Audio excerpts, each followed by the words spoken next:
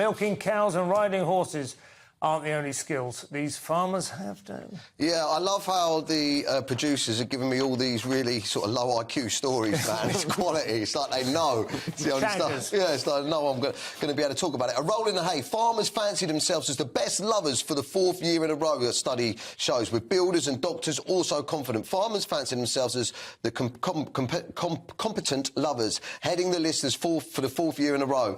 The 2/3 rankings their performance as stellar. Now, listen, this is a thing where you can rate your own performance in lovemaking. So and you don't have to confer with your partner. No. You can just go like. So if we want to join together, we can start going in there and saying comedians are the best. But I wouldn't lie about it. But these, I mean, also farming and sex, I wouldn't normally put those two things together. You know what I mean? I don't know. I think somebody like Ted Hughes, you know, the poet of the rural life, you know, the big, the horny-handed son of the soil. I think we all know, if for anyone that's watched a certain genre of, we all know plumbers are the best. Plumbers. You know well, what they I'm come saying? quickly, certainly. You know what I mean? I think the thing with farmers is they have a certain sort of tactility to them, don't they? A lot of us live in our heads a bit too much these days. We're farmers just get it done. They get in there. They're not self-conscious. They've had their arm halfway up a cow, you know, earlier that afternoon. Well, I'm not sure that's the right way to go. By your wobbly bits, are they? I think maybe they're a bit randy because they're around animals all day long and they're not allowed to do anything. They get a lot of pheromones. They get a lot of aromas. They're sitting there, some of these beautiful cows, Elsie, whatever, just lovely cows. I think you've got to request that they take off the barber, the wax jacket, you know, and the boots, and maybe sort of attire themselves a little bit more like they're going into market for the day. That's all I would ask. I'm just like, I'm just confused. You just said they're horny for being around animals.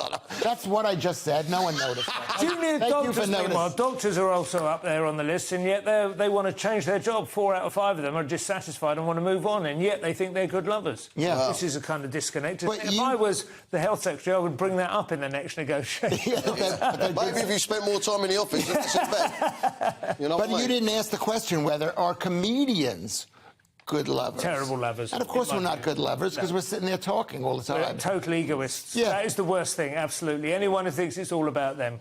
Or it's about, a lot of men think, like some tradie said in this article, whatever a tradie is, I guess a workman, says it's about talking to the woman. Well, it's like Casanova. He wasn't good looking, you know. He was patter. It was all about the patter. Oh, I don't believe it's about the patter. I think women want to be taken to another place and not the guy that they're well, he had a carriage as well. That was true. Did he have a carriage?